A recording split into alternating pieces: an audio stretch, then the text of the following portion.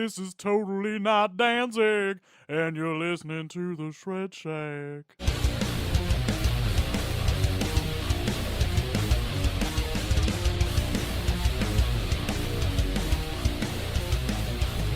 Greetings, folks. I'm Dan Mack. And this is Chris Mack. Welcoming you to episode 127 of the Shred Shack podcast, your premier source of news and uninformed yet heavily biased opinions pertaining to all things heavy metal, airing weekly on... bi-weekly. I really need to change that. Bi-weekly on iTunes, Mixcloud, Google Play, and iHeartRadio, as well as on YouTube at youtube.com/The Shred Shack and youtube.com/AdamantTemplum. Let's get started with some old business. There's a dash. There is a dash under old business. That's just in preparation of old business, but we have no old business. I don't see anything there, so it just must simply be John Cena. Moving on to new... Yeah, I know. He is old business at this point.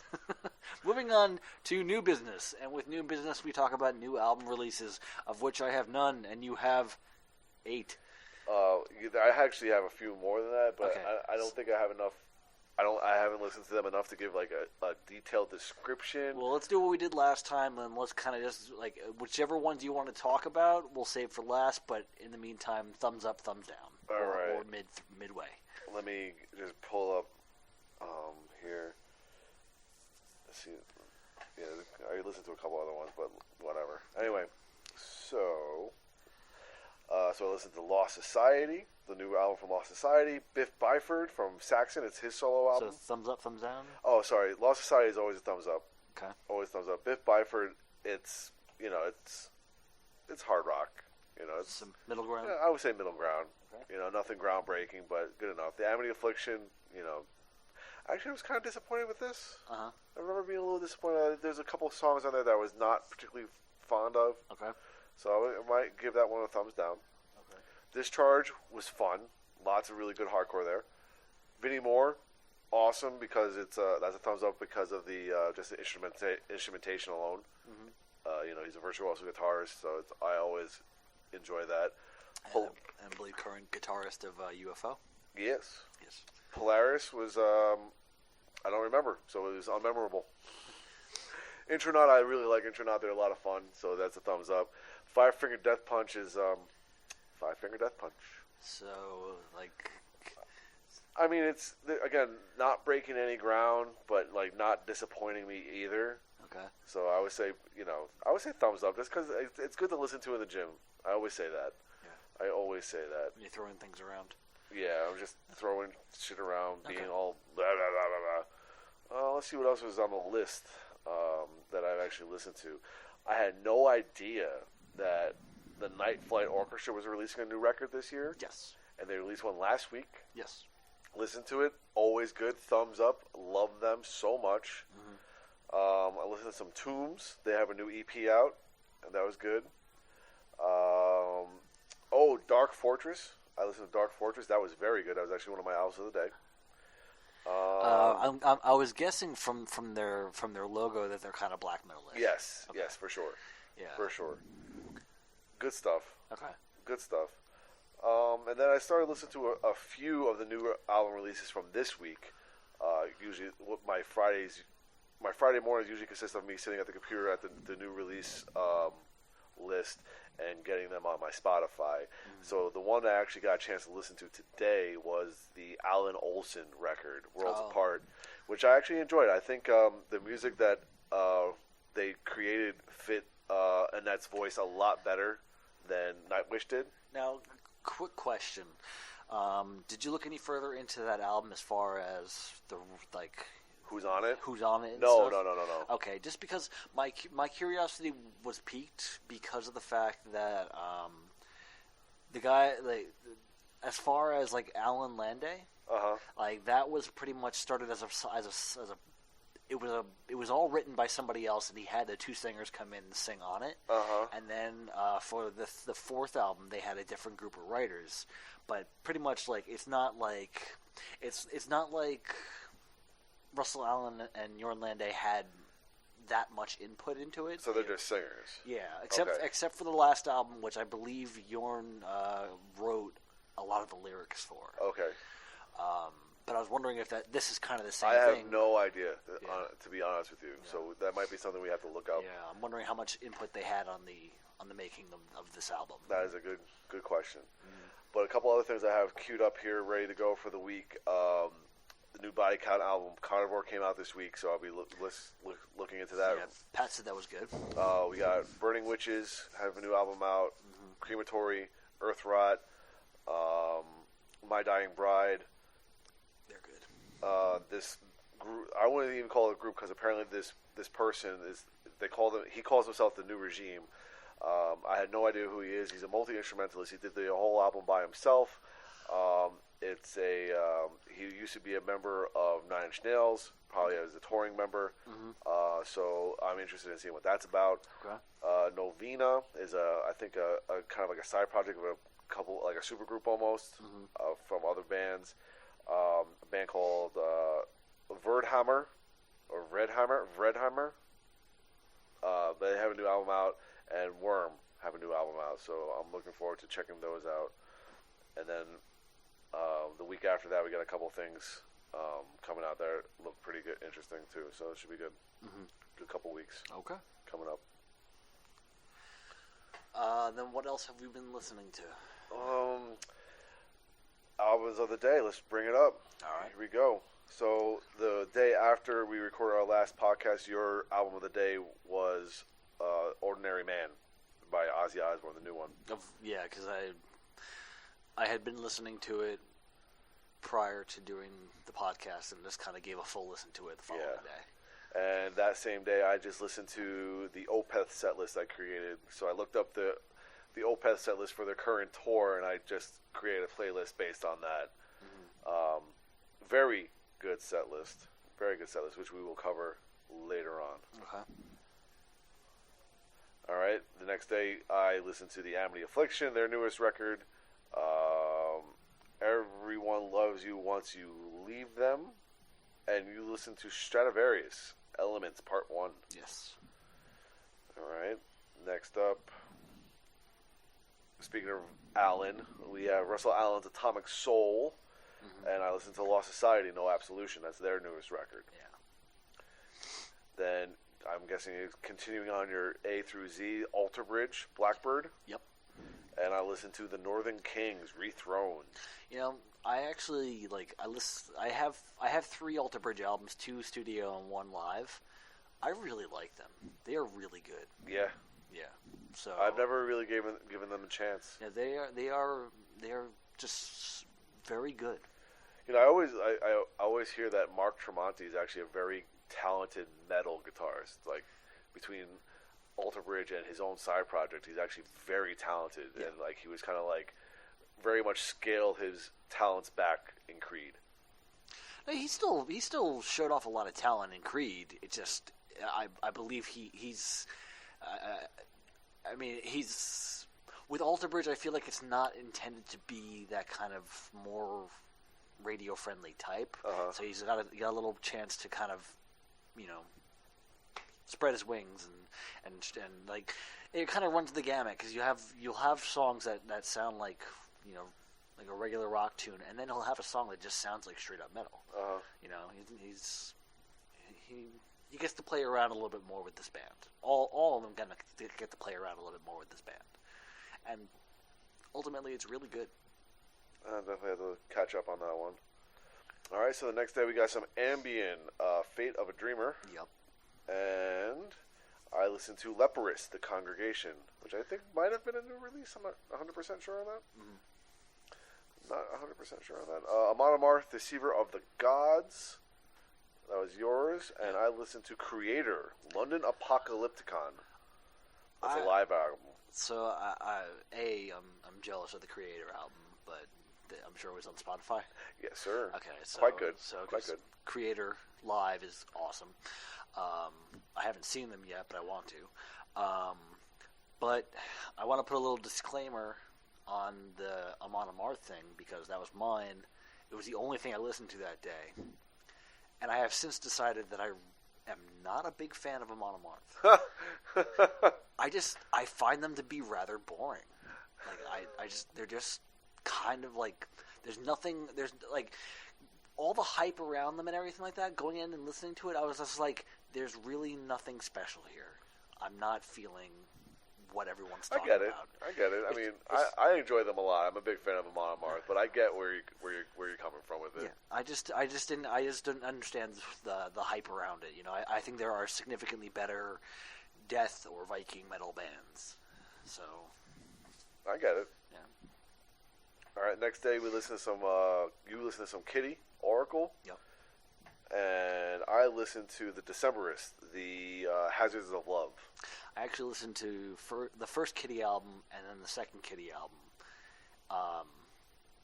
and they progressed a lot within one album, and they've progressed a lot since then. So it's good to see them, you know, not kind of sticking to that old sound, because the first one was a little kind of hard to swallow. Yeah. But you know, I'm sure. Yeah. But I kind of need to catch up on them.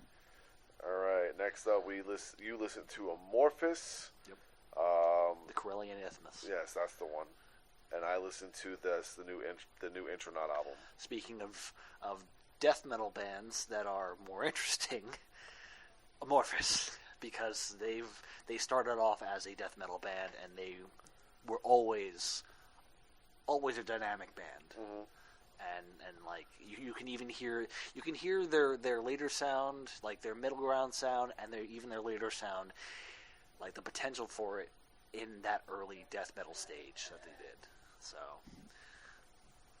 all right. Next up, just a couple days ago, you celebrated the anniversary of the release of Master of Puppets. Yep.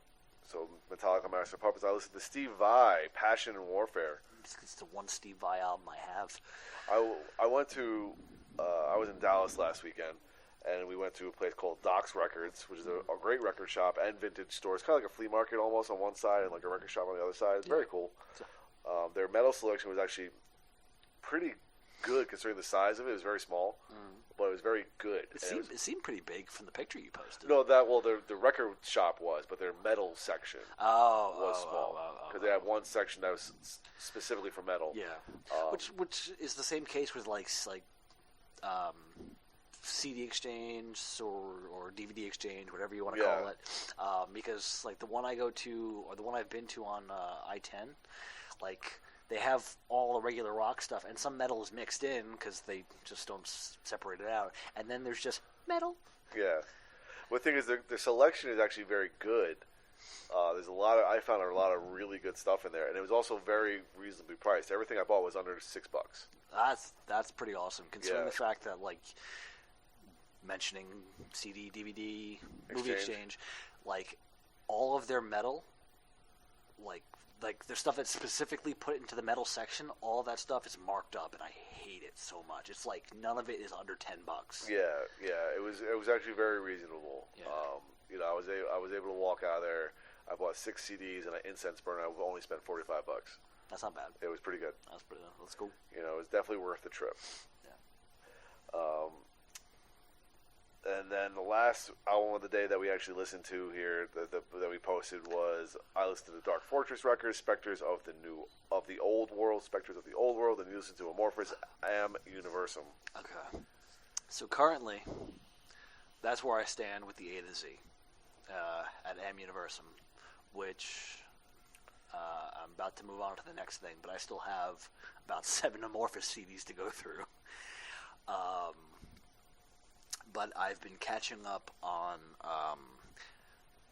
the bonus DVDs. Actually, just before you showed up to record this, I had just finished watching the After Forever Exordium bonus DVD, which is basically, it's the video for one of their songs, the making of the video, a live demo, and stuff like that.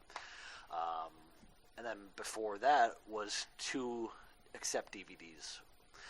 One of them was live in Chile back in 2013, which was great. And then it was the Blu-ray for Symphonic Terror, which was fucking awesome. Because Symphonic Terror they come out, they play like 6 songs from their album Rise of Chaos. Then they come out and play some stuff from Headbangers Symphony, which is Wolf Hoffman's solo album. So they pull out the orchestra for that part, and then they come and Accept comes back on the stage and they play a bunch of Accept songs. Yeah, I remember you saying that. Yes. Yeah. Yes. So watching all that stuff is very cool. It's at Wacken. You get to see just the expanse of Wacken itself, the two stages side by side. It's funny because, like, over in the distance, because it starts off in the daylight, over in the distance you can kind of see they're basically like closing down Volbeat set.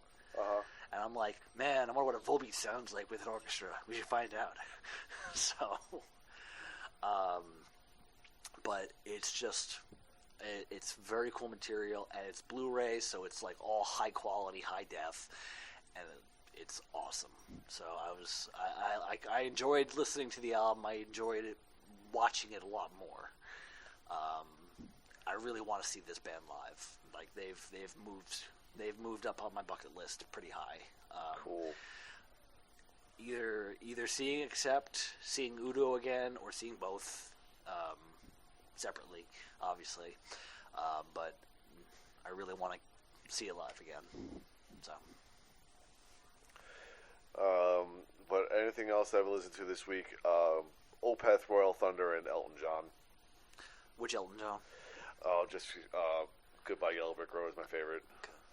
It's while I'm driving for Uber and Lyft in the morning after I get out of work, I put on something that I think is safe. And Elton John seems pretty safe. Yeah, makes sense. So, I can't think of anything else that I have necessarily. Oh, I've been going back because I forgot vinyl for a while, and I missed all of Herb Alpert's stuff. And the Tijuana Brass. And the Tijuana Brass, and it's just enjoyable. Educational. It's just enjoyable to sit there and listen to it because it's like, for the most part, it's kind of like this happy music, and like, you know, like I just keep thinking of Spanish Flea. You know, like it just that's what it sounds like. It's kind of this happy, and for the most part, because there are some tracks that they do that are a little bit more kind of, they sound a little more downtrodden. One little standout was they do a cover of All My Loving by the Beatles. Oh, wow. Yeah, so just a brass section doing All My Loving by the Beatles is actually pretty interesting. But for the most part, of the 6 albums that I have, none of which are over about 30 minutes, which is, you know, makes them for quick listens. Quick listens, a couple like Rain and Bloods, and we're all good. Yeah, pretty much. But, you know, for a couple of quick listens, it's just really fun. Good. It's fun. Well, that's pretty much it for what I've been listening to. It's been a busy week, and it's going to be an even busier week next week. So I might be a little limited on my listening abilities. Yeah. But we'll see what happens. Yep. All right. So I don't have a script up. What section is next? Obituaries. Fortunately enough, we do not have a single obituary to report. I was about to say, like, dude, don't start with me. No. I got a news section I had to make this week, which we'll get to after general news. Okay, so general news, right? Yep, general news. We only got a few bits here, so we'll get right into it. Okay. Ex-Hoarder, have parted ways with founding guitarist Vinny LaBella. The remaining members of the group have issued a statement saying that they will fulfill their touring and recording obligations for 2020 and beyond. Singer Kyle Thomas is now the sole remaining founding member of Ex-Hoarder, which released its first album in 27 years, Mourn the Southern Skies, last September via Nuclear Blast. They just played with Overkill here in San Antonio. Oh, yeah, that's right. Yep. All right. Ozzy Osbourne appeared at an in-store signing for the first time in 10 years on Friday, February 21st at Amoeba Records in Hollywood, California. The legendary heavy metal singer signed copies of his new album, Ordinary Man, for fans who purchased the effort on CD, LP, or picture disc vinyl. The line to purchase formed on Sunset Boulevard on Friday before store opened at 10:30 a.m. There was a limit of 2 copies of Ordinary Man per person for signing.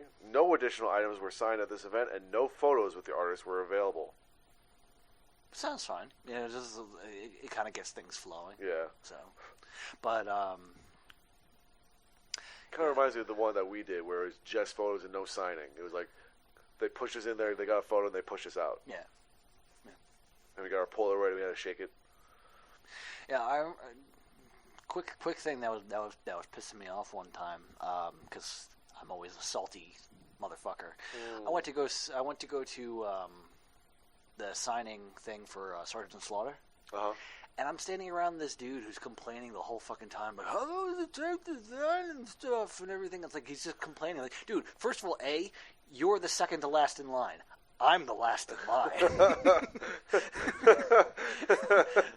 so first of all, kindly shut the fuck up. You're the last in line. I'm literally like, I got there and a Dio song. I got there. I was the last person in line. I was like, okay, I'm getting a little bored, getting a little anxious. I'm gonna go CD shopping. So I went to CD Sam's for a little while. Came back. I'm still the last in line, of course. Nobody else has come, so I'm still just kind of there. But the guy was complaining the whole time. I was like, how long does it take to do this? I was like, dude, the dude is taking photos.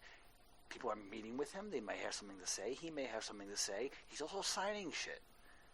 Like, it takes a little bit of time per person. You're not the only person here. Shut your fucking mouth. For real. Like, if you don't want to have the patience, go the fuck home. The end. So I can see them kind of trying to limit things and like not doing photos and whatnot. So. It also depends on what his condition is too. Yeah. Like, I mean, he can probably only stand for a certain amount of time. Yeah, I mean, not stand, but you can only be up and about for so much time. When we met him, he was sitting in a throne. Yeah. So, but yeah, like that kind of thing. Like, dude, you're going to a signing. It's gonna take time. Just relax. And if you don't want to wait, then don't be there. Right. If it's not. I mean, if it's that important to you, you should have been the first one in line. Yeah. You should have been here hours ago. You should have been camping out. But if it's not, then shut the fuck up. All right, last bit of general news here. Serge Tankin will address how the Armenian genocide has personally impacted his life at a New Zealand Parliament event next month, hosted by Gareth Hughes, MP, in coordination with the Armenian National Committee of New Zealand. I know that they've mentioned that a lot in just... Well, from what I read further on in the article is that Serge's grandparents were survivors of the genocide. Yeah. So it's very, very personal to him. Yeah. So... Makes all right, so that is it for general news. Oh, wow. All right, so are you ready for the new section here? Wait, what's the title of it? Not spreading the disease. Okay, I can live with that. All right, so this really has to do with a lot of cancellations through health concerns for the coronavirus. Okay.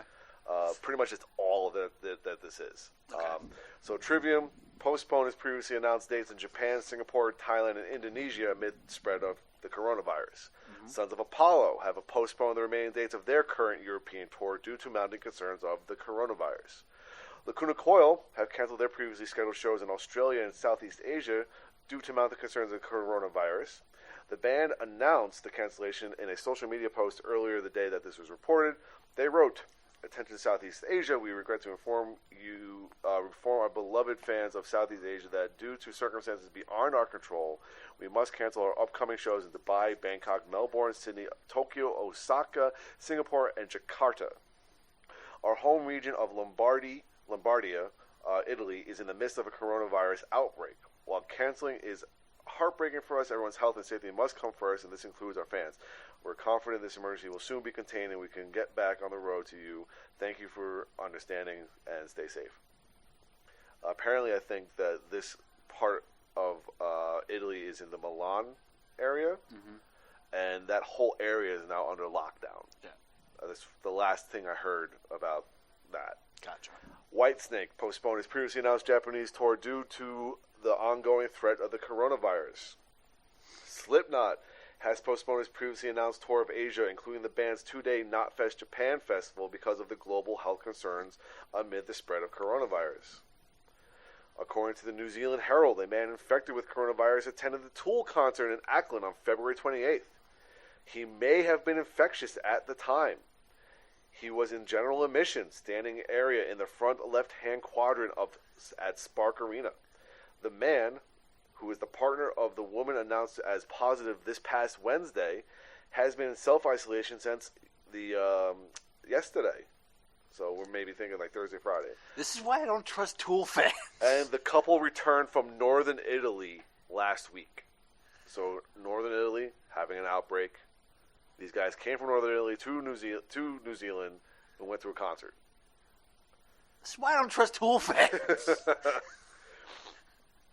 Following recent cancellations by major corporations, artists, record companies, and studios because of the ongoing threat of the coronavirus, Ozzy Osbourne has likewise decided to cancel his appearance at South by Southwest. And then it was later reported that the whole goddamn festival was canceled. Yes, South by Southwest was canceled. Completely canceled. And we had a very similar situation. This weekend is the Arnold Classic weekend in Columbus, Ohio, which is a bodybuilding, strongman, physique. It's a big fitness expo. They usually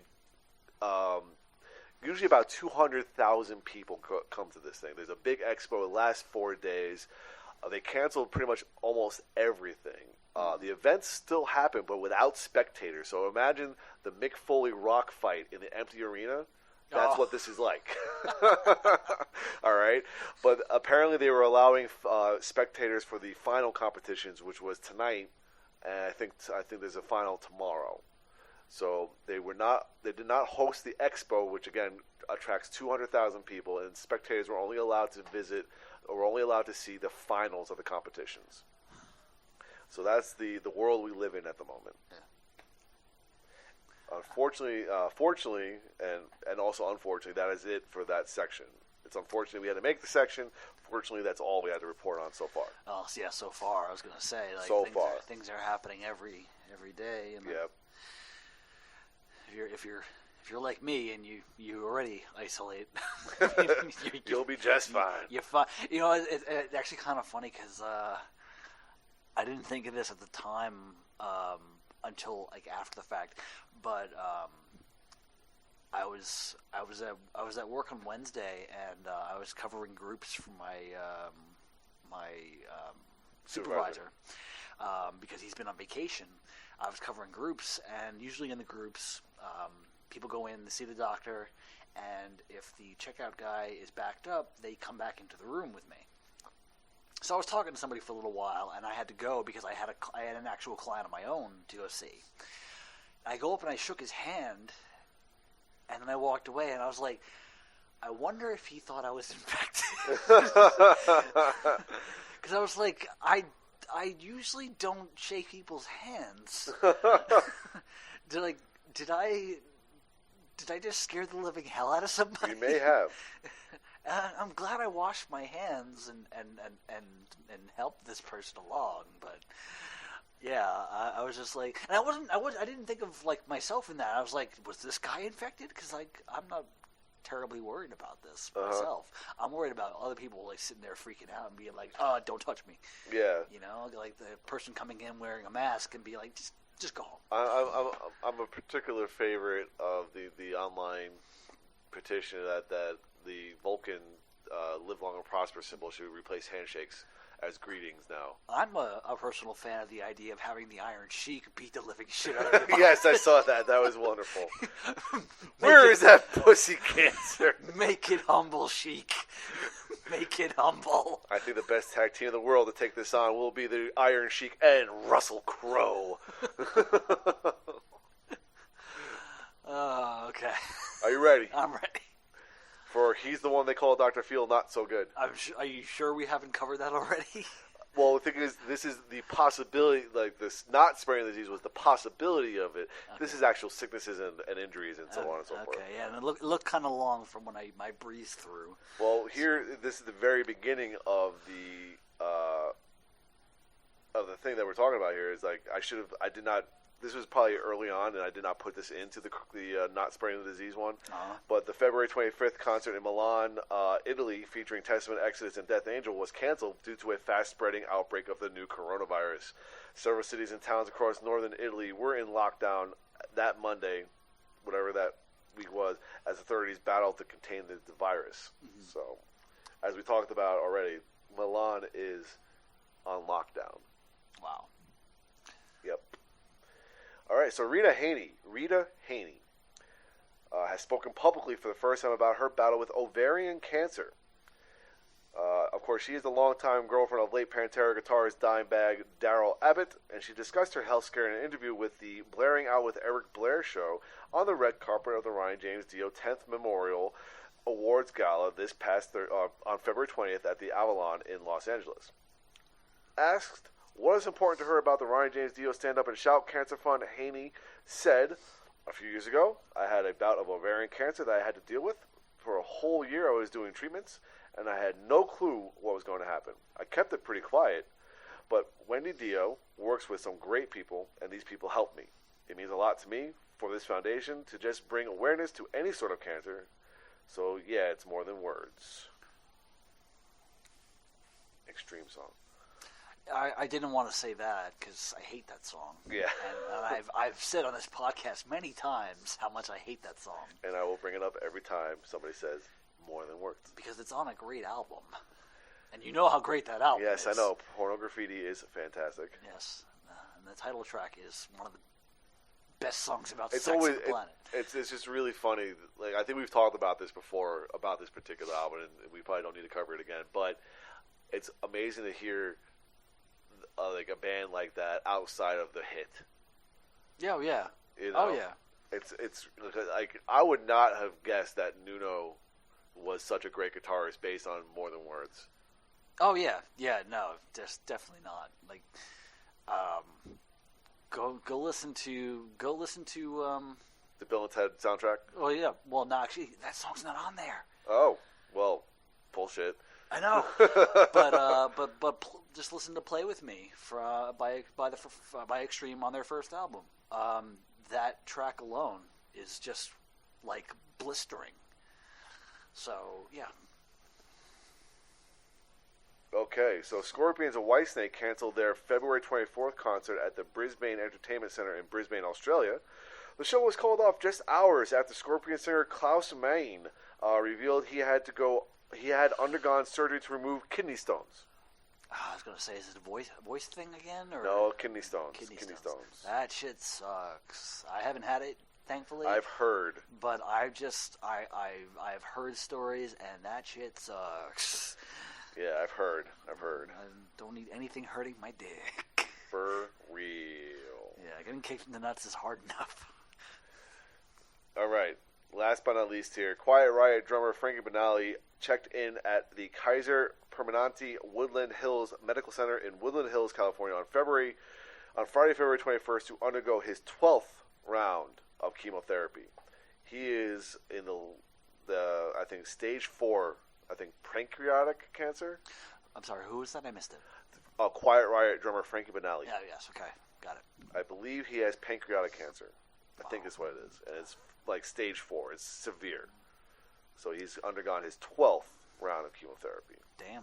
Yes, sir. Unrelated to music, but apparently Scott Steiner had to be brought to the ER during tapings for Impact. Like, he was I don't know what he was doing at the time, but he like pretty much just dropped. No shit. And he got brought to the ER. Fucking hell. So he was just doing a math promo, and suddenly it spells disaster for you at Impact. But I haven't heard any follow up to that, so I'm hoping all's well. But yeah. All right. So we have nothing for breaking the law. Well, considering all the shit that's happening, I'm glad. The only thing that we have currently are fights happening in stores. Yeah, well. People fighting over soap and whatnot, as if they haven't been washing their hands. The entire time, right? Yeah, seriously. It's amazing. It's amazing. All right, so we're into Metallica breaking shit. So this one happens to be Metallica breaking some hearts here. So Metallica has regretfully had to cancel their headline performance at Sonic Temple Art and Music Festival in Columbus, Ohio on May 15th and May 17th, and Louder Than Life in Louisville, Kentucky, September 18th and September 20th, to allow singer James Hetfield to continue his road to recovery. Metallica reassures its fans that the band will appear at Danny Wimmer Presents Festivals. Oh, this is Danny. He's the promoter of all these festivals, but so he has other ones. But Epicenter on May 1st and May 3rd. Welcome to Rockville on May 8th and May 10th, and Aftershock on October 9th and October 11th, as scheduled. Red Hot Chili Peppers, of course, who recently reunited with guitarist John Frusciante, and Tool have been announced as the new headliners for Sonic Temple, joining Saturday's headliner Slipknot for the May 15th through 17th festival at Map-Free Stadium in Columbus. Right on. Red Hot Chili Peppers will headline Friday, May 15th, while Tool will headline Sunday, May 17th. Now, it was later revealed by Danny Wimmer here that the reason that James Hetfield needed to cancel these events is that he has mandatory sober weekends, those weekends, and he cannot miss them. Okay. So, again, it's all about James's road to recovery.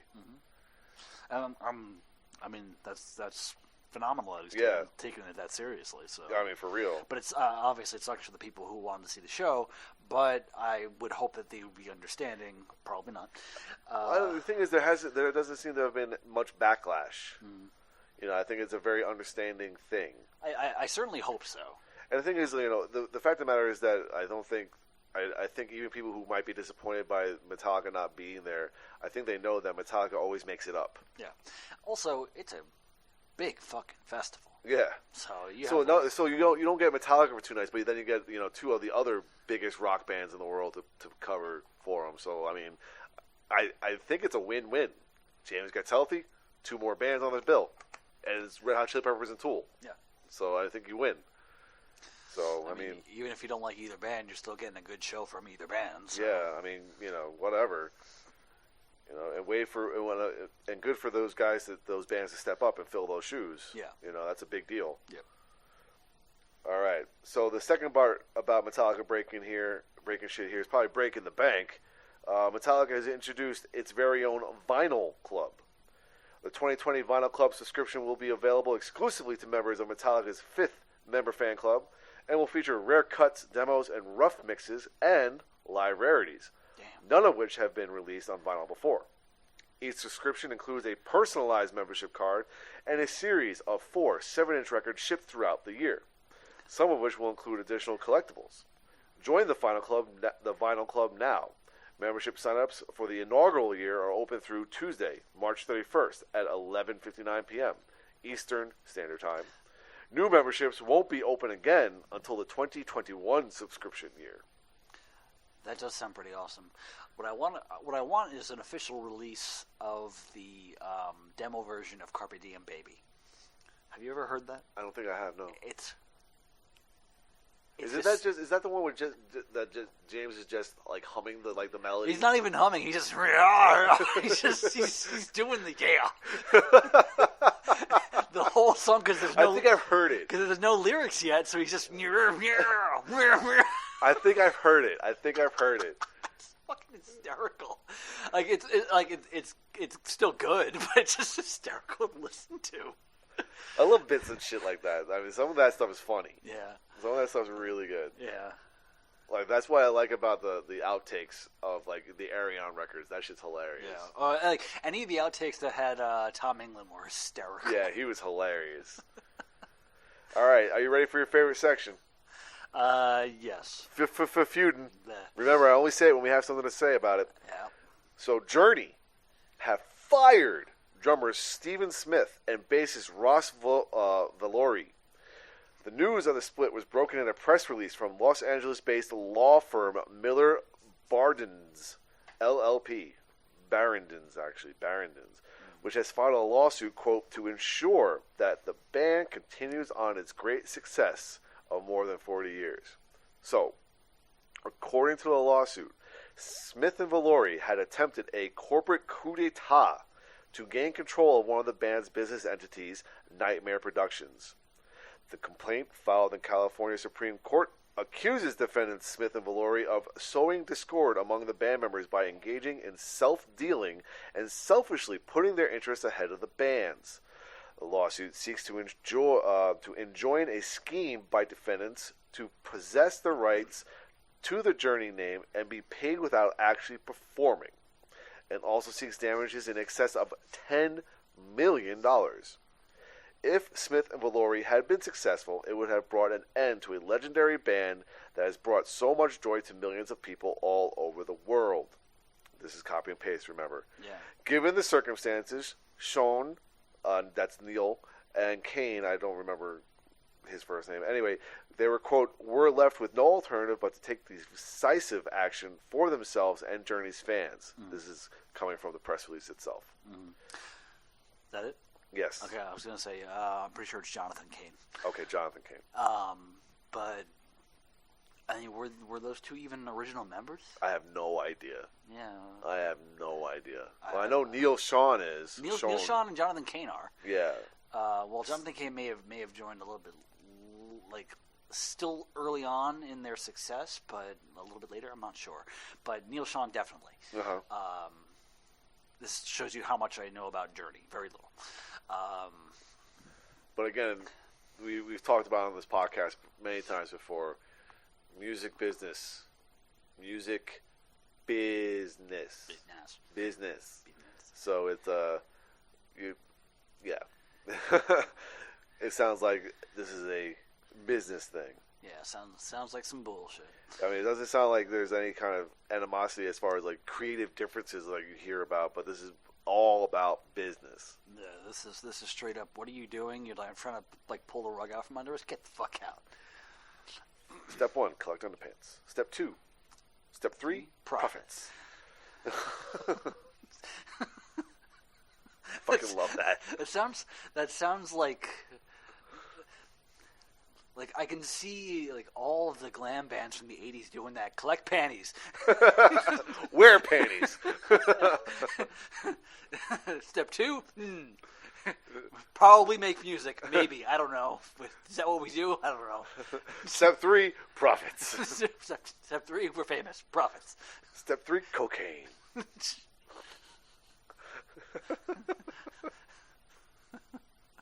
I haven't seen an episode of South Park in a very long time. Yeah. So while we were in Dallas, and we were in our hotel room, I was just flipping through the channels, and I came across Comedy Central and episode of South Park, and it was the Al Gore Man Bear Pig episode. Yes. And it was pretty goddamn brilliant. Oh yeah. And it reminded me of why I love that show, why I used to love that show so much, and why I question why I haven't watched it in over a decade. Yeah, it's what's actually good about it. If you're actually looking to catch up, because I don't know if you have any of the DVDs. No, okay. I don't. The upside is that seasons 1 through 5, 6 through 10, 11 through 15, and 16 through 20, you can buy in singular sets for about $25 each. Wow. Yeah. That's crazy. I was because I still need to buy season 10, and then I'm buying the other ones. The 11 through 15 or whatever. Yeah, I'm gonna buy those ones eventually, but I haven't watched it since season 10, which was like the Warcraft episode. Which I don't think I even saw that. Yeah, that was. I don't think I even made it to season 10. Yeah, season 10 was pretty good. So I think one of the only one of the last new episodes I watched was when the Passion of the Christ came out. Oh, really? Yeah. So you never even saw the In the Closet episode? No. You never saw that? Oh, I never saw In the Closet episode. I didn't get to see Chef die. Spoiler alert. I was gonna say that happened like a decade ago. I know. I didn't get to see a lot of these cultural. Yeah. Like iconic episodes that people talk about. Yeah, I have not seen them. Yeah, I haven't seen anything since season 10 or 11. So, but yeah, like those episodes were fucking hysterical. So. You know, I can only imagine what they're like now. Yeah, I know that they stay away from the political climate. Do they now? They specifically said when Trump became president that they want to stay a little bit further away from the political climate. I'm sure they still Why? Because it's too easy, or probably. But I don't know exactly what they've been touching on since. Yeah. It's like I haven't seen or heard anything. Typically, I even hear about it like as far as backlash goes, but I haven't heard a damn thing. Yeah. So I think everyone's just gotten kind of used to it. yeah. After 20 years, you would think so. I'm still curious. I'm still not certain or not if Family Guy makes new episodes or not. I think they do. I don't know. I don't know. I don't care because like after a while I kind of just grew tired of Family Guy because it's one of those ones that like they intentionally push the boundaries in a way that I don't feel was very clever. Uh-huh. And I was like, okay, at least South Park has some more clever ways of doing it, like especially Damn, with, they're pig. yeah, like that was just ridiculously funny. I fucking loved it. I loved that episode so much. Yeah, I love it. Yeah. All right, back on topic? Yep. Okay. Alcoholica. Alcohol. So we have something to talk about with Alcoholica here. So first time in a while. Wow, yeah. So Motorhead Spirits has announced its Gold Award win at the Spirits Business's prestigious Rum and Kachaka Masters 2020.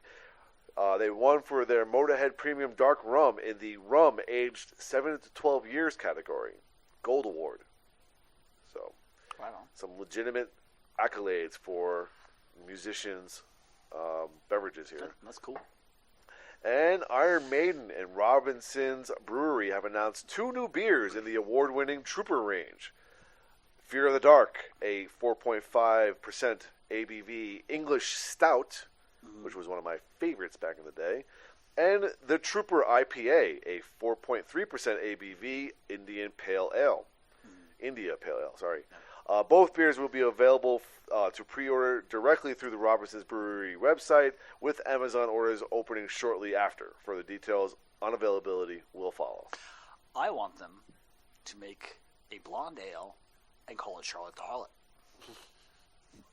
Because that would be awesome. I love stout beer. And the fact that they call it Fear of the Dark is amazing. Yeah, of course. Like I felt like that was like a no-brainer. But I always preferred like lighter types, like blonde types, as far as beer goes. Yeah. And I feel like that would just be ideal. So, well, write a letter to your congressman. I did that once. I did that when I got really pissed off about my fucking license. Are you serious? Did you really do that? I totally did That's that. amazing. Yeah, because I was so mad. I was like, and I'm pretty sure it's the first time in a legitimate letter that I used the word bungling. Oh my god, that is a fucking amazing. But I actually did that. I sent it off to 4 different individuals in the state of Texas. That's wonderful. Did you ever hear a response? Yeah, I got my license, damn it! I got the bullshit responses. Oh. I got my license like 6 months later, but doing the letter didn't get me anywhere. So, but it was still something that I was like, I'm pissed off. And you gotta do what Andy Dufresne did in Shawshank Redemption and write a letter a week. And then when that doesn't get you anywhere, write 2 letters a week. Yeah, I'm not doing that. So I already have my license. I'm set. All right. So moving on here, we got some merchandising action going on. All right. So Super 7 showed off prototypes and production samples of upcoming heavy metal reaction figures for the first time at this year's Toy Fair in New York. The prototypes include Megadeth's mascot Vic Rattlehead, the Demon from the cover of Venom's Black Metal album, and the person who's featured on the cover of Anthrax's Among the Living. Depending on how they actually look, I would actually buy all of those. Well, it's the same company that did like the Show No Mercy figure, the King Diamond figure. Okay. It's the same company, I think. I was a little iffy about the Show No Mercy one, but I mean, the thing is, like, that was pretty much an exact replica of what's on the album cover. So Yeah. I think that they're pretty much doing very good jobs of replicating their source material. well, then in that case, I would hope that they do a really rockin' Vic Rattlehead. 'Cause Right. That would be an awesome. Like, which Vic Rattlehead are they going with? Like, oh, Countdown yeah. to Extinction, Peace Sells. Like, where are we going here? I would totally love just for like future videos, to get the one from the cover of The System Has Failed, because it's one at a podium, and I'll put it on my podium. It's totally meta. And then it'll just be me at the podium doing a video, and there's just this little Vic Rattlehead on a podium. That would be awesome. All right, next up here, the popular vinyl collectible company Funko, best known for his big-headed pop figures, has joined forces with Aerosmith, Steve Tyler, and Joe Perry. The legendary Massachusetts Rockers collaboration with Funko was announced on the company's website and is expected to be made available in May. Forget the other guys in the band, especially that Joey Kramer guy. Steve Tyler, Joe Perry. I was going to say, like, for Steve Tyler, and then by extension also Mick Jagger, just, like, plastic lips. Just Bruh. Bruh. Like, just be really lazy. But I don't know if I mentioned this on the podcast, I bought my first Funko Pop toy. Oh, did you now? I bought Alice Cooper. Ah, nice. I bought Alice Cooper in the Straight Jacket. I was gonna say, which Alice Cooper did we Alice get Cooper here? in the Straight Jacket. Cool. And I was like, it's the only one I have. It's probably one of the very few I will ever get. But I totally wanted it.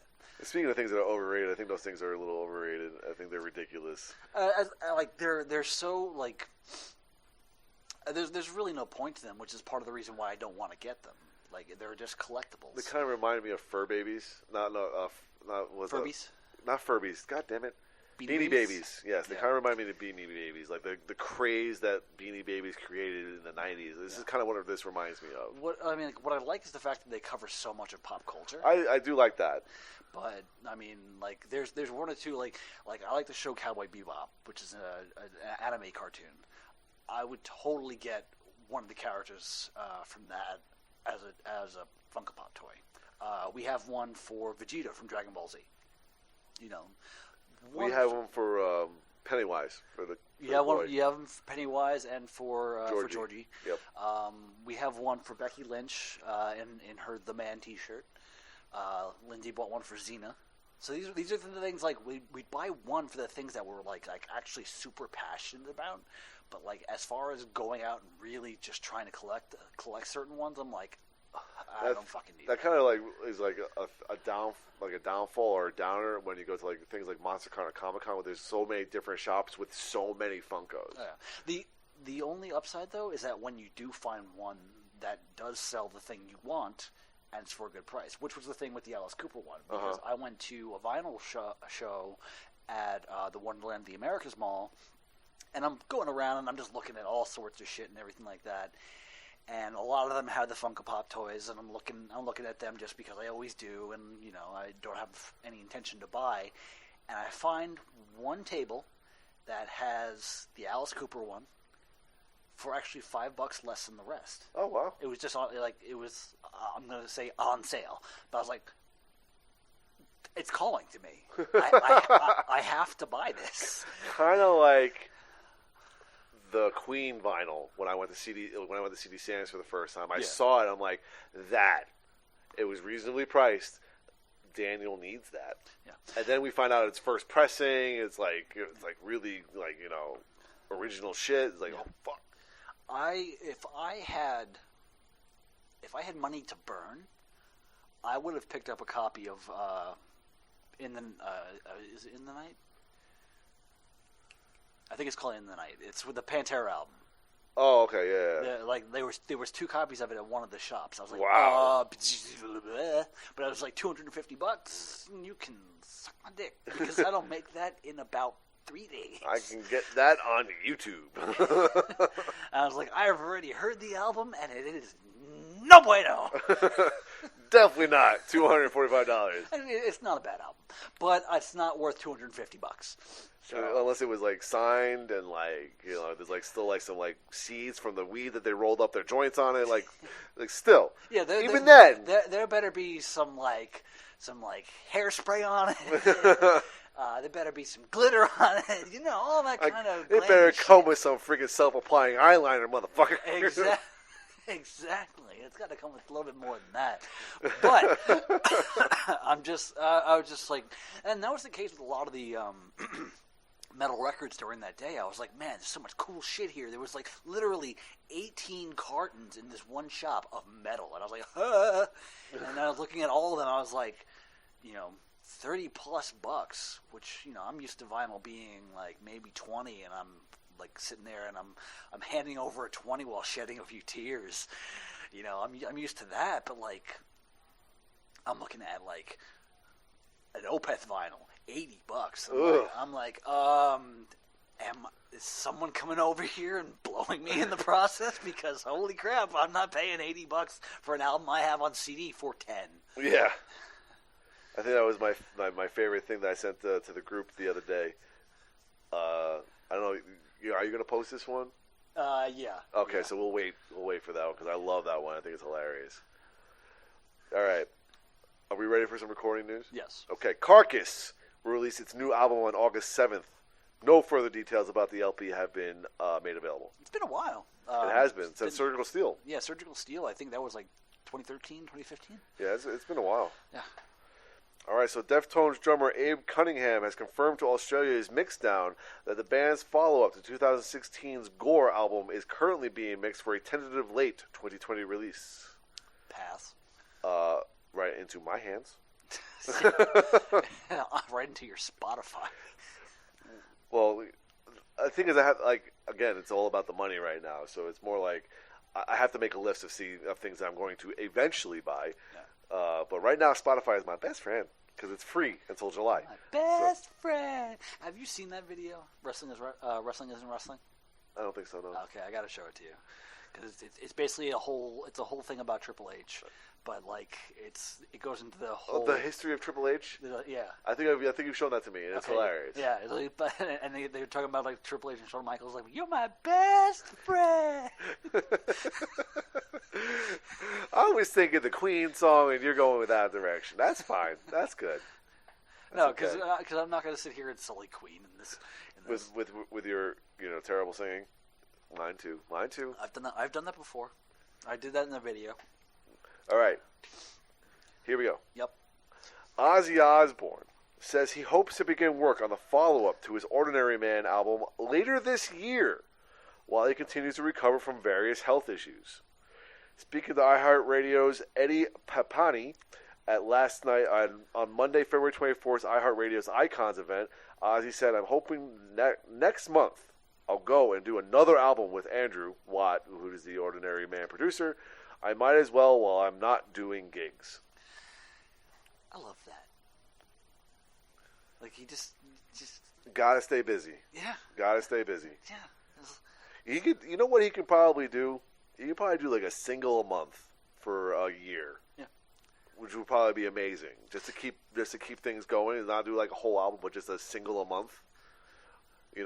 Release a new single with like a B-side or something like that.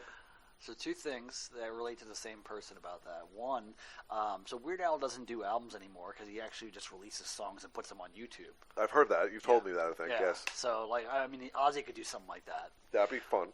Two, speaking of Weird Al and related to the coronavirus, as we were talking about it before, he posted up a thing on Twitter earlier that just says, must not touch face.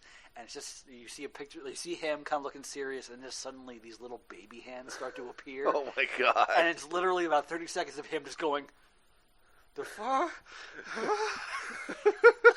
And you see that the baby hands are just like little plastic hands that are attached to someone else's fingers, which are likely his own, and he's just touching his face over and over again. It's hysterical. It's hilarious. Because he's got it. He's really good at facial expressions. So yes. So his face just goes like, what the fuck? I love Weird Al so much. Oh, excuse me. Okay.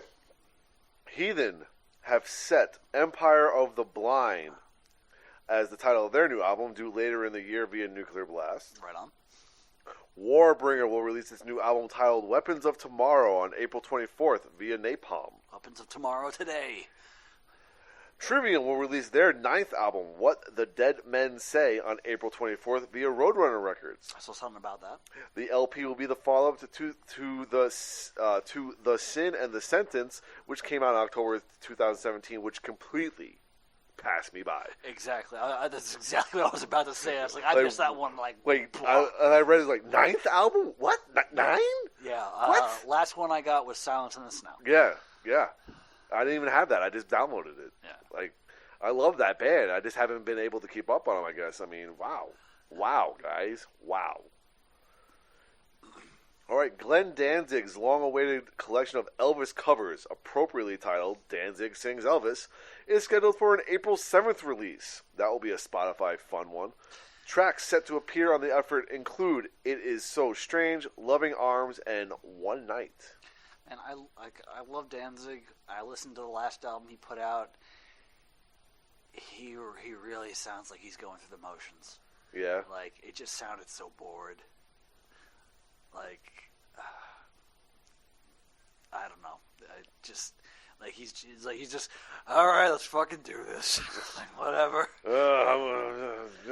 What? This was one time, it was me and Jerry only, which is what? That one time, shit, I accidentally closed out of the Chuck script. Biscuits and I, we were just like, wait, what? But Veronica comes out on the 17th, and it's pre-ordered, so Woot woot. so we are going to go through that and Imaginarum. Oh, so did you get it? Yeah, I've had it. I've had it since the Nuclear Blast order came in. Sweet. Yeah, so we can. I am pumped. Yeah, we can do that whenever. I like it. Yeah, so. But we still have to watch The Room, though. Yeah, we have to watch The Room for the sake of Brandy. Yes. So. Oh, hi, Marge. And by for the sake of Brandy, I mean for the absolute degradation of it. Love you. But not that much. Watch this movie. Please save some of your IQ in the back of your brain, because it's going to be wiped out after this one. I need you to clear your mind of everything you know. Done. What is that from? I mean, I've heard a variation. Of that I think there's multiples. I've heard it from Mitch Hedberg. It was forget everything you know about this. He's like, all right, done. Oh, okay. All right, last bit of recording news here. According to various online retailers, the new Deep Purple album will be titled Whoosh. Literally, whoosh with an exclamation point. And will be released on June 12th via Ear Music. They're not even trying anymore. The legendary rocker's 21st studio LP was once again helmed by Canadian producer Bob Ezrin, who of course has worked with Kiss, Pink Floyd, and Alice Cooper. And he also worked on Deep Purple's last two studio albums, 2017's Infinite and 2013's Now What. Yeah, they're not even trying. Something about Bananas was one of them. Infinite was one of them. Now What, obviously, it's like Now What? Shit, man, I don't know. It just makes me think of when Chris Rock was talking about Puff Daddy and he released an album called Forever. It's like, what are you trying to say there, Puffy? What are you trying to say? Next album's going to be called Give Me 6 More Months. Come on. I remember that bit. That was good. That was definitely good. All right. The Good That Men Do. Berklee College of Music and Dream Theater have announced the creation of the Dream Theater Scholarship Fund. In celebration of the band's 35th anniversary, Dream Theater and Berklee are creating a fund that will provide scholarship money to student musicians in need on an ongoing basis through the future. Just imagining like a line of people like with guitars in their hand, and the person who is in charge of like giving out these scholarships and funds is John Petrucci. Yeah, it's like you suck. You need this. I was just wondering what the audition process will be for this scholarship. Like, that was definitely what went through my head first. Like, oh man, you're trash. You need this. I'm your new god. I'm your new god. That'd be Yngwie. Oh my god. Oh. Yeah. All right, so we got nothing for crowdfunding tracker. Things I want. Do you have anything that you want? No, not really. I've kind of just been I've been using my Twitter a lot more and just kind of throwing ideas out there and throwing things against the wall, seeing what sticks. And I think what ended up coming out of that was going to be like a little bit of a discussion point later on. So I don't have anything for things I want. I thought I did, but I thought I wanted something, but then I said no. No, I think I had something like earlier in the week, and I was like, yeah, that sounds good, and then I just forgot it. So obviously I didn't want it that badly. I guess you don't want it that badly then. Yeah. Must not be that fucking important to me. Clearly not important. Yeah. All right, so you ready for some concert news? I'm ready for concert news. All right, so I saw a show. No. I did see a show, though. I saw Opeth in Dallas, and they were amazing. I mean, I don't think I need to cover how awesome they are because I've covered it so many times. I've been jockeying them for years. Yeah. But what I really appreciate Opeth for is that their last record, they released 2 versions of the same record. One sung in English, one sung in Swedish. Yes. And they are performing out songs from this record in Swedish in America. And I appreciate that. Like, they're not catering to the American crowd. They are singing what they want to sing, and I think it's great. That's one thing. Yeah, take that, Merca. But they did a very good mix of all of their material. So there was definitely still some growls on there. They did stuff from Heritage, Pale Communion. They did the Leper Infinity. They did the Lotus Eater. They closed the show with Deliverance, and it was amazing. They were great. They are fantastic. Mikael Åkerfeldt, of course, being the consummate showman and charismatic comedian that he is, had a lot to say between songs, and he was very funny. And a reason for everyone to grow a mustache, he told a story about how his girlfriend was a caretaker for a woman, and apparently in Sweden they eat sandwiches with a lot of butter. And at one point the woman told his girlfriend that a sandwich without butter is like a kiss without a mustache. So, twirling the mustache right now.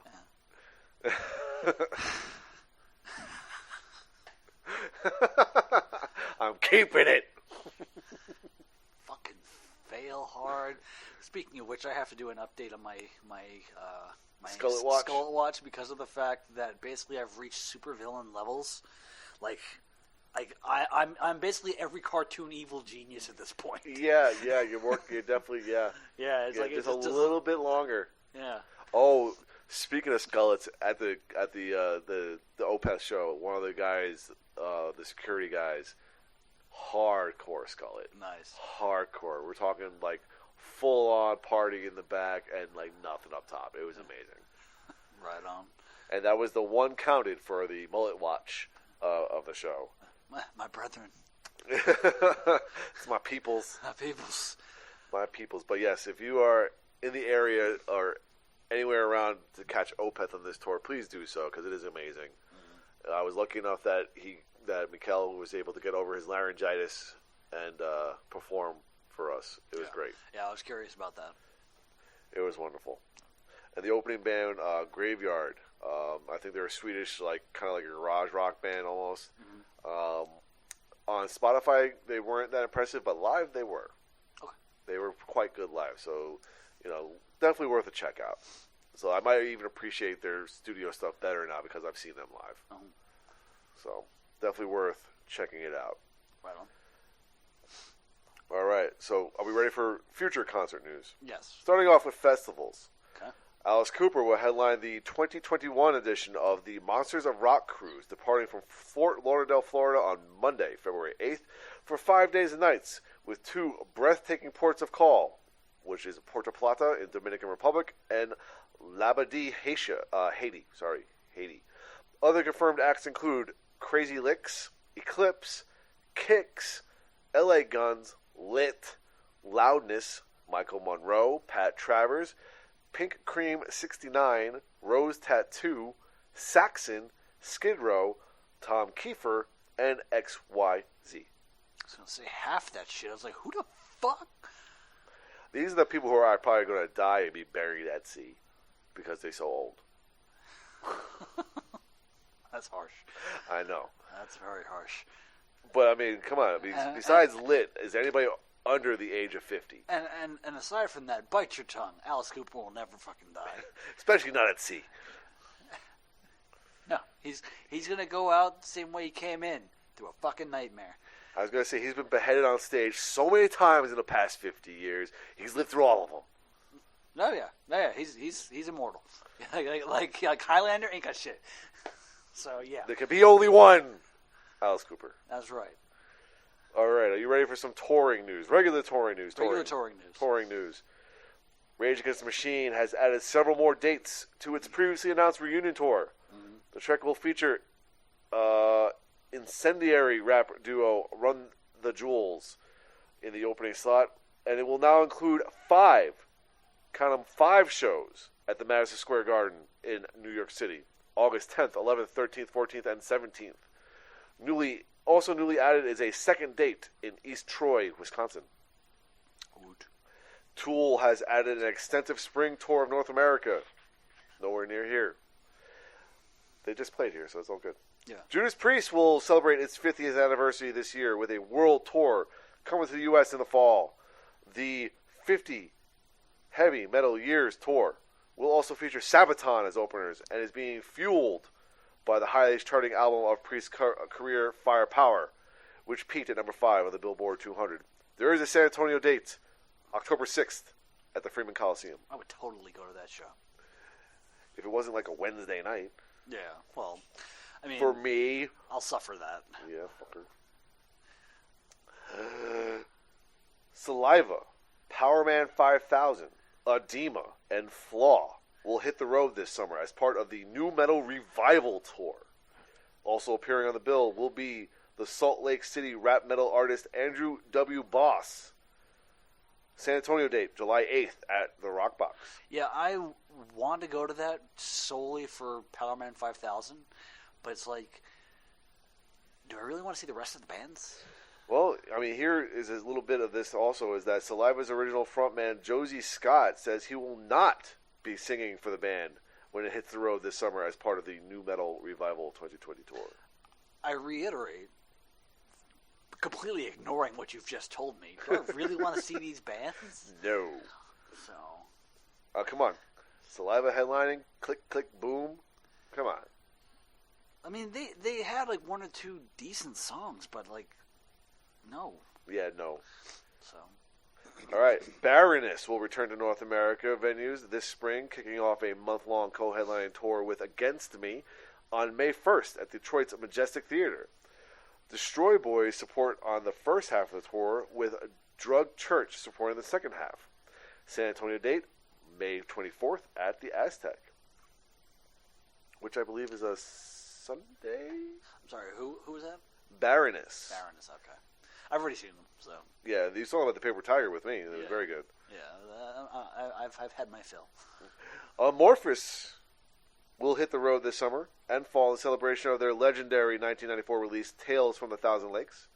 Each night, the classic album will be played in its entirety.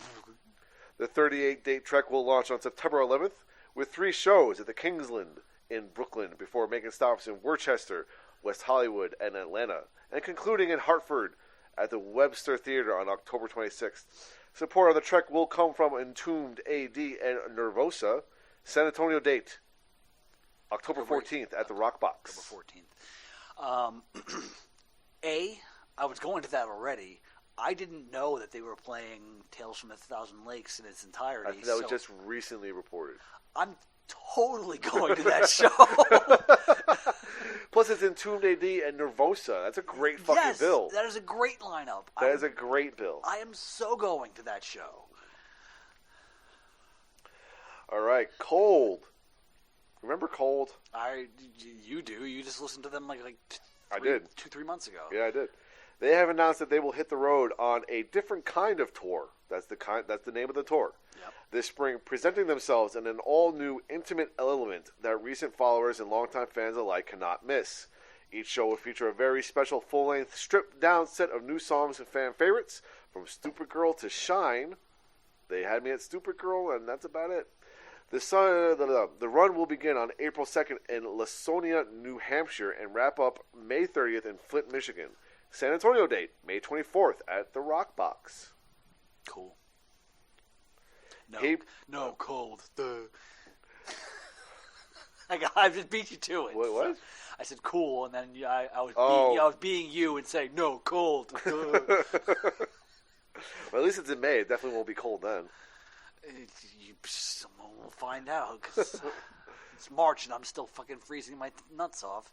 It's fucking 70 degrees outside. I'm still freezing my nuts off.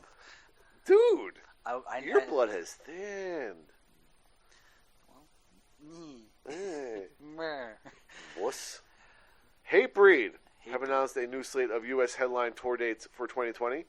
They will hit the road with After the Burial, Havoc, and Creeping Death in May.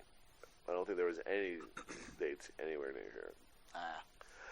Robert Plant and his new band Saving Grace will embark on their first ever U.S. tour in May. Support on most dates will come from Catfish Keith. Who? Right? All right. As I Lay Dying will embark on the Burn to Emerge tour in May. Support on the trek will come from Whitechapel and Shadow of Intent. San Antonio date May 26th at the Aztec. Okay. Genesis will reunite for a UK tour. Phil Collins, Tony Banks, and Mike Rutherford will play 8 shows between November 23rd and December 11th. The concerts will take place in Liverpool, Newcastle, London, Leeds, Birmingham, and Manchester, England, and Glasgow, Scotland. Genesis last performed together in 2007 to mark the 40th anniversary of their formation at Charterhouse School in Surrey. Founding lead singer Peter Gabriel is not involved in the reunion. Phil Collins' 18-year-old son Nicholas will play drums on the tour, while Daryl Stumer will handle guitar and bass.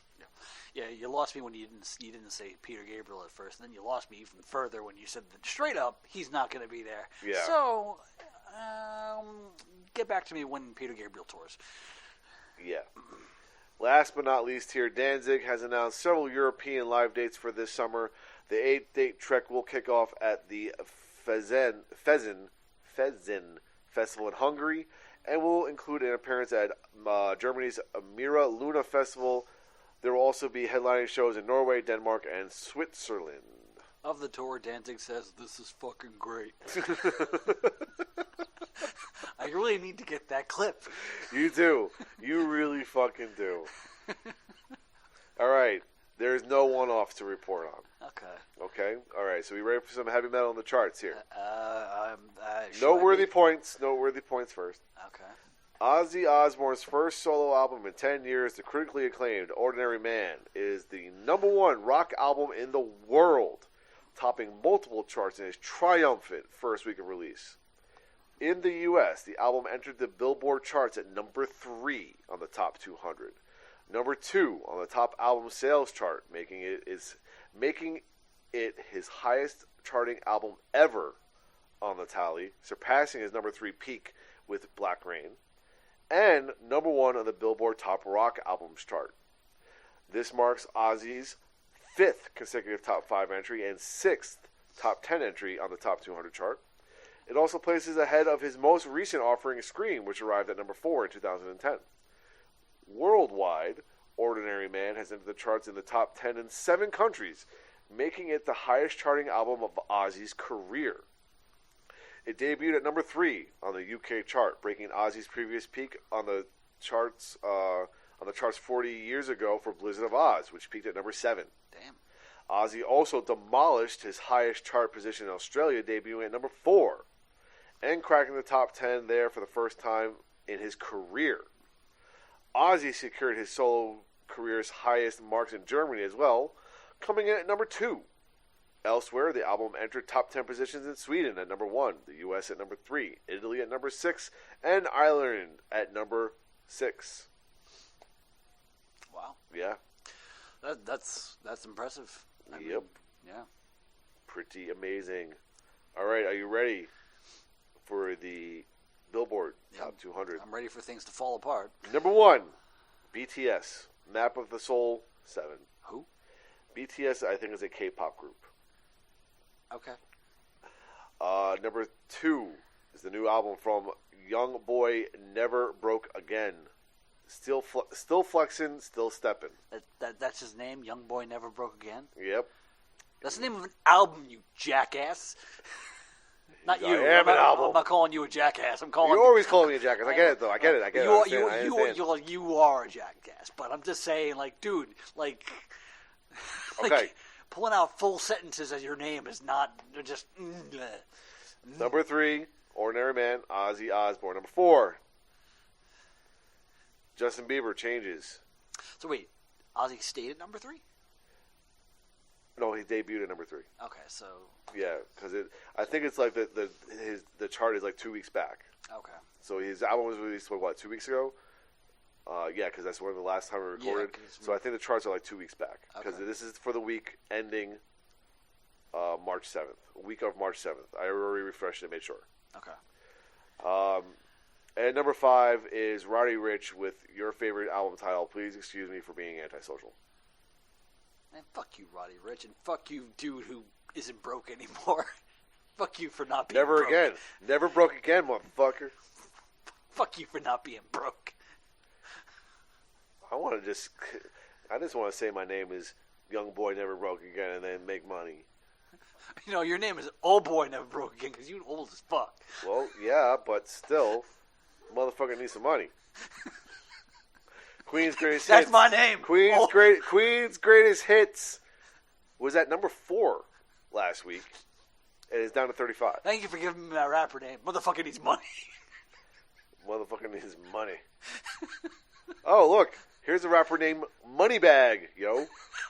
I am serious. That's his name, That is his Moneybag name, Yo. Moneybag, yo. We're not even trying anymore.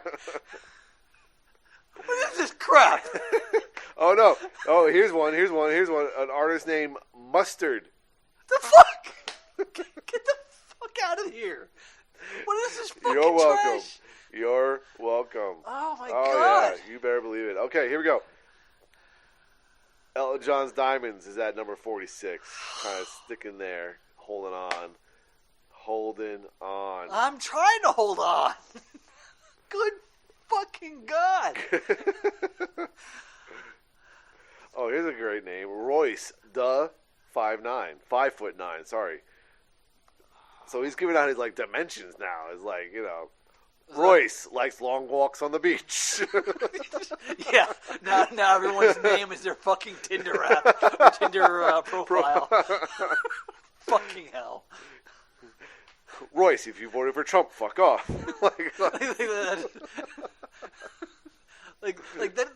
That's a Twitter handle. God damn it! Oh, here's some good news though. Number 60, new album from the Amity Affliction. Everyone loves you once you leave them. Okay. Oh, but dude, here's our favorite guy though. A Boogie with the Hoodie. What the fuck? Creedence Clearwater Revival featuring John Fogerty. Not even Creedence Clearwater Revival, just featuring whatever. Greatest Hits, number 70. Number 70. Bob Marley and the Wailers, the best of at number 72. Fucking Mustard. 72. Mustard. Yo Gotti. That's a name too. And I'm going to tell you where they're at. That's a salutation. That's not a name. Journey's Greatest Hits at number 81. Fleetwood Mac, Rumors at 82. King Cruel. I love that one. That's good. That's good. But it's spelled Krule. Cruel. Okay, I can handle that. Okay. All right, you're welcome. Now calm down. Calm down. Now get Calm mad down. because here comes another one. All right, no. The Abbey Road. The Beatles. Abbey Road. Number 93. I'm sorry. I just thought of Aqua Teen. It's like, all right, I won't do it again. But hold on, I'm gonna do it again. All right. Okay. All right.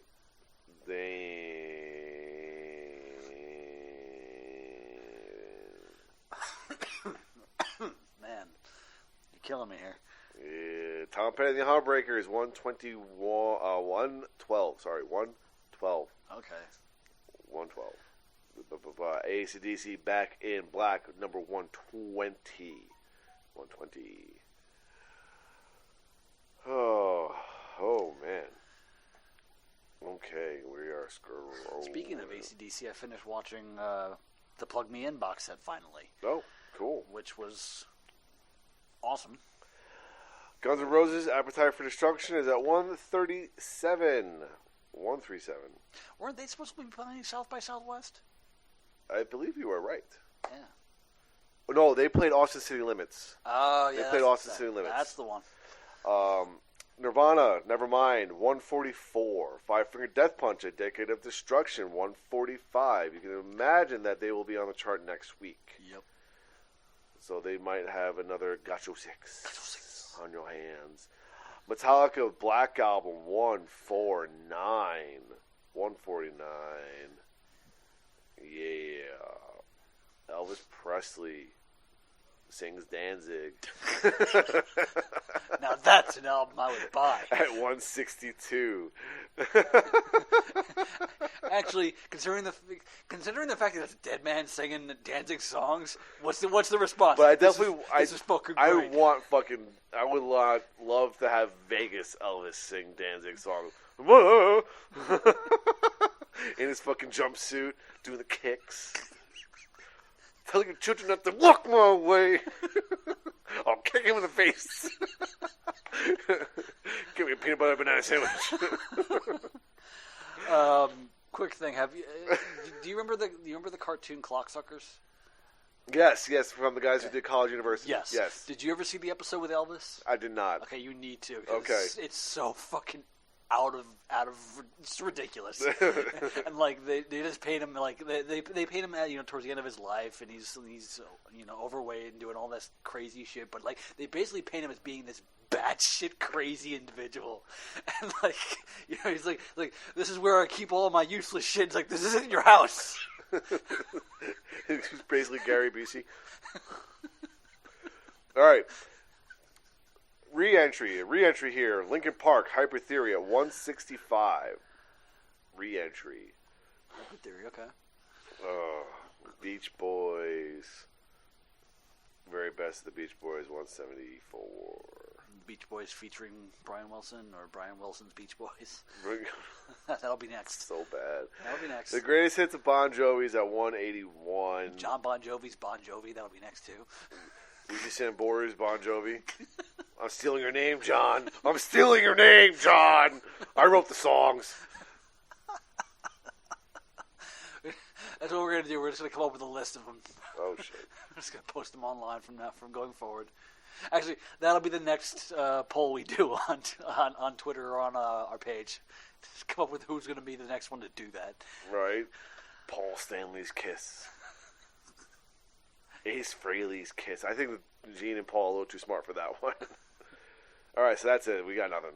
Okay. Of course, the number one hard rock album of the week was Ordinary Man by Ozzy Osbourne. Okay.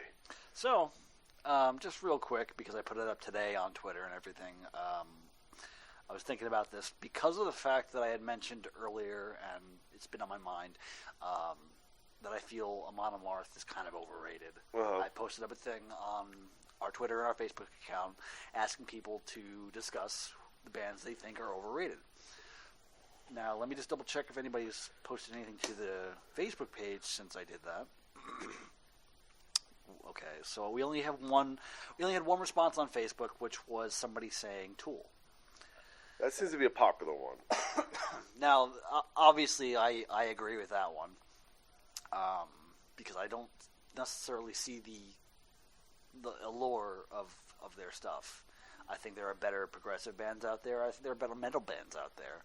I don't see what makes them particularly special. Mm-hmm.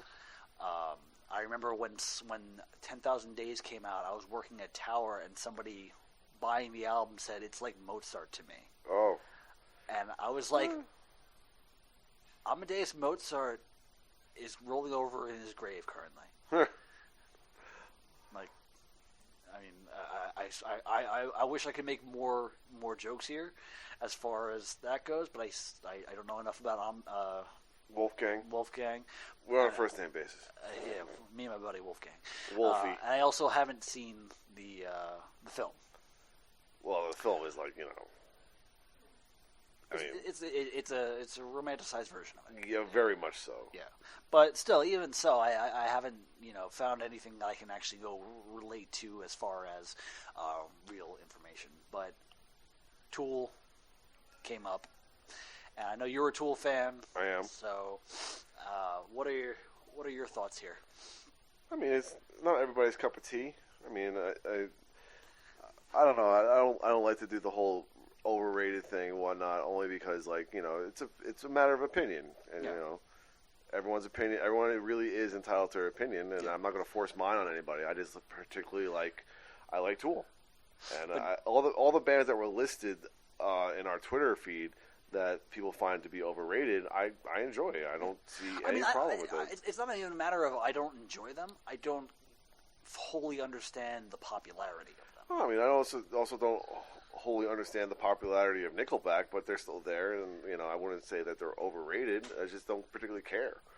I think that there's no reason for them to be as commercially successful as they are, but I think they're a good rock band.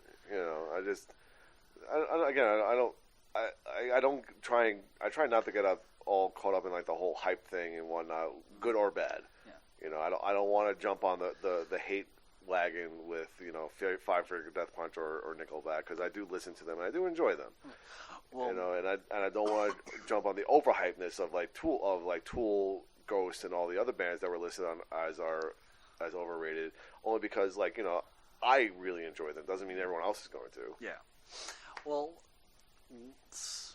so Ghost I responded to as far as finding it basically like it's simple, like it's simplistic, it's catchy, and it's fun, and the way it was described by Tom, I'm fairly certain it was Tom through the One Up Cup's Twitter account. He was saying it was Scooby-Doo music, and I'm like, okay, but I mean, Scooby-Doo is fun. I like Scooby-Doo. Again, I mean, and the thing is about it is you can complain about it if it's overrated, or you can just not listen to it. There's a lot of things that I don't particularly like, that I don't get the hype of. I think Pat mentioned Motley Crue. I'm 100% on board with Motley Crue being overhyped or whatever the fuck. I don't particularly like them. I don't think they're very good songwriters. I don't think their songs are good. Yeah. I'm not a fan. And I go out of my way to not listen to them. That was actually one I was going to say next, because I was like, okay, looking at Motley Crue, putting them into, I mean, I'm sure at the time they were a much bigger deal, but looking at it back as individuals who did not live through that time, or you were 1 year old at that time. Whatever. Because you're old as dirt. Me and Keith Richards going to be hanging out to the end of the world. No pun intended with the dirt either. So,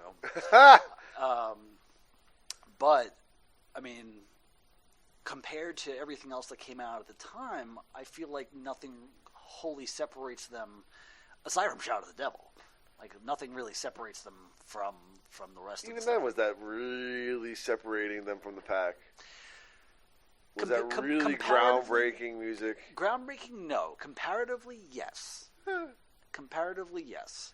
You take away from the hits, and you do songs like Shout at the Devil itself, Bastard. God, I can't remember the name of the last track, but it was fucking good. But comparatively, I feel like it's definitely one of the best albums from the bands that came around at that time. Mm-hmm. Everything else, I feel like as a whole, I can't give that much credit to. I feel like I can give credit to individuals for certain elements and certain parts, like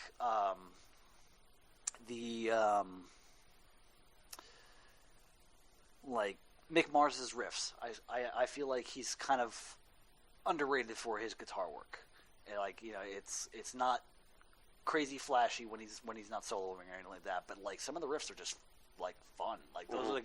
There's stuff that I would actually want to learn how to play, especially for the riffs to Girls, Girls, Girls, Dr. Feelgood, and there was one other I couldn't think of. Damn. But still, obviously Tommy Lee is great drummer when he's not doing a bullshit solo. One note drum solo. Yeah, but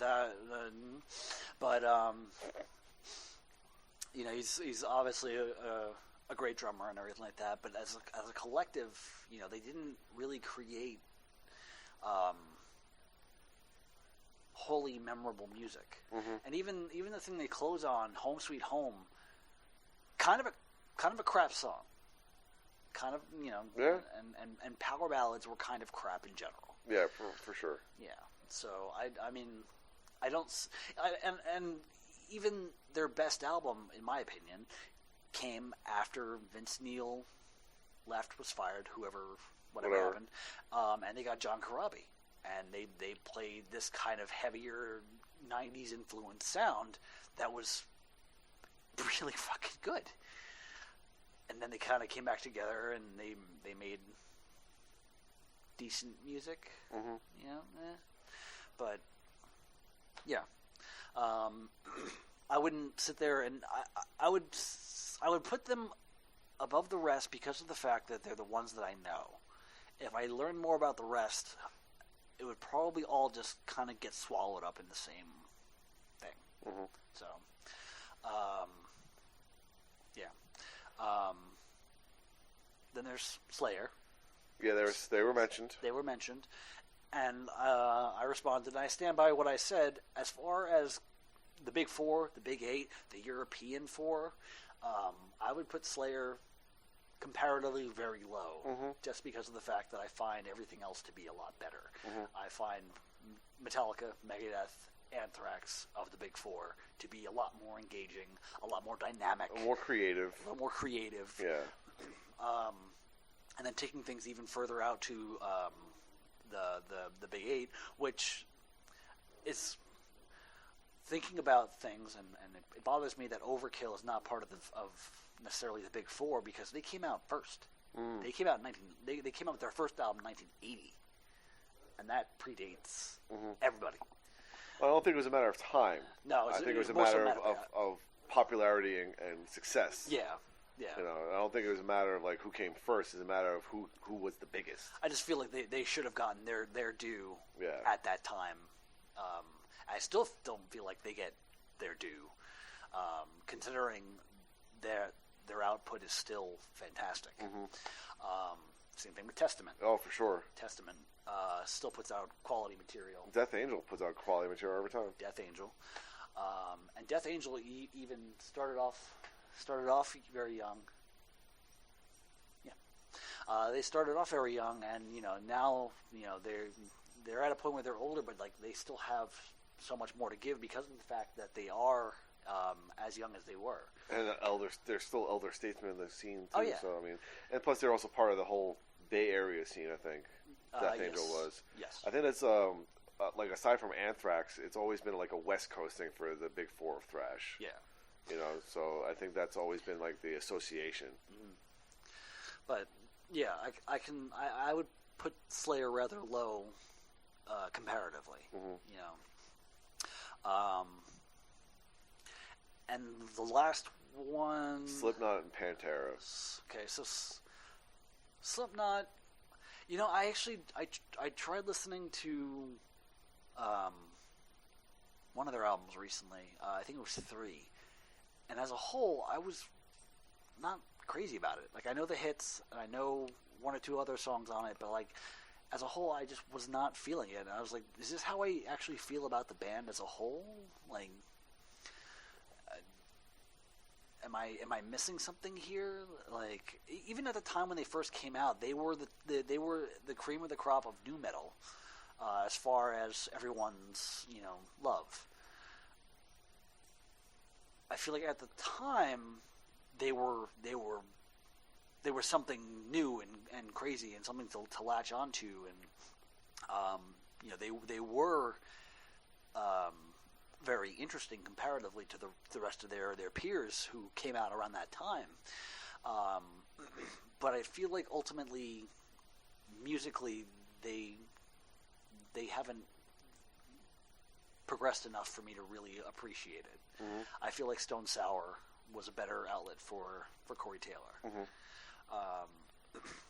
So I mean, I can kind of see that one, but I mean, it's just a matter. This one I feel like is more so a matter of me just kind of not liking them, because I feel like the intense love for them has died down a little bit. Pantera. I've heard the Pantera being overrated thing a lot, actually. Like they're not as revered as they once were in the community, which I think is a shame. You have to give credit where credit's due as far as the abilities of the members. I also I think you have to give credit to the credit's due of their timing. They came out in the early '90s where grunge was the thing, and like hair metal was dying, and they came out aggressive. They came out far more aggressive than some of the other metal bands. And I think that was probably what their appeal was. Is like they were like the last bastion of metal. But then, of course, like when the new wave of American metal came around and like groove metal became a thing, it was like, Pantera influenced them, but the people that they influenced were better. Yeah. Like Lamb of God, maybe. I think Lamb of God was also one of those ones that were overrated. No, that was the comment section I was reading. Anyway, Lamb of God is considered like the leader of the next new wave of American metal, and like they have that Pantera sound, but they get more praise because I think people consider them to be better. Okay. I don't know enough of Lamb of God's music to really make that connection. But I would say that a lot of Pantera is a matter of, as you said, timing. Yeah. Coming out, Cowboys from Hell, making that transition from glam to heavier metal, right at 1990. Yeah. Right when things were at their grimmest, and like you had a slight revival of glam and that LA scene because of Guns N' Roses, but it was still a dying scene. Yeah, and then with the whole Nirvana explosion in like 91, 92, but they still released Vulgar Display of Power, and that was a big album. The Vulgar Display of Power in 92, and then they're like at the time their most commercially successful Far Beyond Driven. Yeah, that went straight to number one. Yeah. For an album like that in that particular environment and atmosphere in music, especially as abrasive as that album is, I think that's where they got their hype. Yeah. And I think just because, again, it was more about the timing than anything else.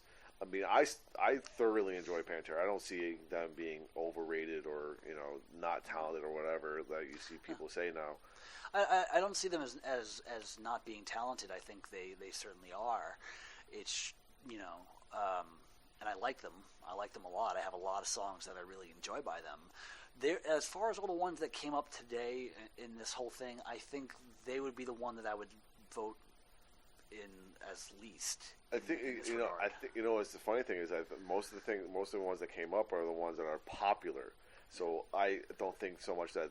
I think it's not so much that people dislike them for their music or anything. They dislike them because they're popular. Yeah. It's like, but because they don't understand why people like them, which I get. Which it may be also it's like particularly with Ghost, it was mentioned that it's kind of been forced down your throat, like by people around you. If everyone around you is so much into this artist, and you don't see the allure, then you start to get a little tired of it. I'm going to say I do have one band that I particularly think is very overrated, and that is Van fucking Halen. Again, another matter of you can recognize the talents. Yes. But as far as I do not think that Eddie Van Halen is an overrated guitar player. I think he's an amazing guitar player. I think he would better served in a better band. I think Van Halen as a collective, as songwriters, completely and utterly overrated. Yeah.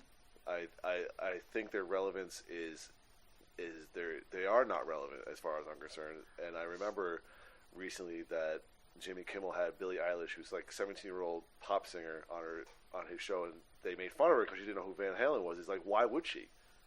Not only is she not a fan of the music, but they're not relevant. They have no lasting power. There's nothing that they've released since the 80s that has had any kind of impact on the world. Right Now has had an impact on me. Okay, but right. Wasn't that in the 80s? No. Or in the early 90s? Either way, it's still been almost 30 goddamn years. The thing is, like, aside from, like, even the radio hits by Van Halen I'm not a huge fan of. Like, I have all the Van Halen albums. I know. I listened to like the first few albums, like Van Halen 1, Van Halen 2, the ones that are like the seminal records, and they're not that good. Yeah. I can listen to Eddie Van Halen play guitar all day long, but I cannot listen to him play Van Halen songs. Yeah. Except the Eruption. Again, that's just him playing guitar. Like, Exactly. It's not, it's just, that's what I'm saying. you Just, know, just Eruption. Yeah, it's like, and I can totally listen to like Running with the Devil without David Lee Roth. I think he's a big turnoff for me. I think as far as a lot of their material, David Lee Roth is the turnoff for me in general. Like I don't like his voice. I don't like the swagger. I don't like that kind of that party attitude that a lot of their early stuff had. And the thing is, I just don't think again, as much of a good guitar player as Eddie Van Halen was or is, I'm sorry, he's still around. I just don't think he was a very good writer of songs. Yeah, I think he probably had amazing riffs and all this stuff, but the way things were put together, I'm just not impressed. Yeah, it does not strike me in any way, shape, or form. And I can see that. So with that being said, I can see where other people feel the same way about bands like Ghost, Slipknot, and stuff. Like they just don't see it, they just don't get it, they just don't like it. One thing I want to bring up here, just because it's something that came up to me recently. I went back through YouTube videos. I was watching some old recreational warfare videos. I was going through our Shred Check account and seeing, what got likes and what got comments and stuff. Speaking of which, your Opeth video, people were pissed. Oh, I'm sure they were. People were pissed because you put Deliverance on as number one. So, whatever. Yeah.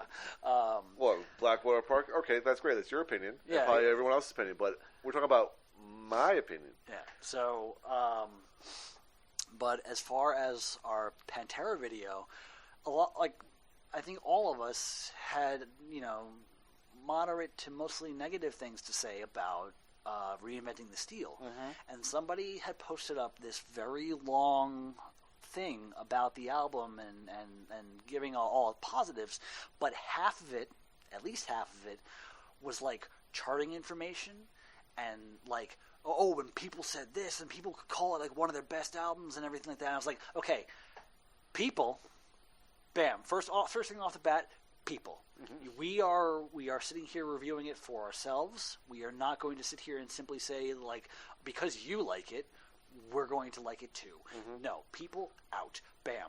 Charting information. Bullshit. Doesn't mean a goddamn thing. It really doesn't. It's great that it charted so well. Doesn't mean a goddamn thing. The thing is, especially back then when that came out, there wasn't preview singles that you saw on the internet. People just bought it because it was a Pantera record. Yeah. Because they didn't know what the fuck was going to be. It was a Pantera record. Yeah. And that reflects in sales. Yeah. And nowadays, if you hear a single that you don't like, you're not going to buy the fucking record. Also, it was like the first Pantera album in four years or so. It was after Southern Tranquil. Like they had a lot of momentum going into it. Yeah. So I mean, you can tell me all this information about how well it did, and all that kind of stuff. It means nothing. Right. It doesn't. To the music itself, it means nothing, and ultimately, my opinion still stays the same. I can give it another chance, sure. Will my opinion change much? Likely not, because mm-hmm. there's a reason why I felt that way. And there's a reason why it's one of my least listened to Pantera albums. Mm-hmm. It doesn't mean shit. What I want to know is, am I going to like it? Does it have the things that appeal to me? Yeah. And that's where we draw the line as far as things like over and underrated and stuff like that. So, although I think there's a certain level of rating for particular players. I think there's some people who don't get enough recognition, mm-hmm. Over underrated, whatever recognition. I don't think there's certain players who get enough recognition out there. You mentioned someone earlier, I forgot who it was, who doesn't get enough credit for what he does. But I always thought Brad Whitford from Aerosmith never got the credit he deserves. Watching all the stuff with Accept, I feel like Wolf Hoffman doesn't get enough credit for what he does. Being, he did the whole classical album and everything like that. He's got some training in that regard. The riffs he writes, like, again, Accept is one of those bands that will make the same album over and over, but you know what? It's always legitimately good, and they change it up by making it, catchy and fun. His solos, great. His live presence is great. He looks like he's having the time of his life, and he's been doing this since the 80s. Like, he doesn't look like he's going through the motions. He's having fun. He's smiling. He's getting up there and he's doing his shit. He doesn't get enough credit for what he does. Agreed.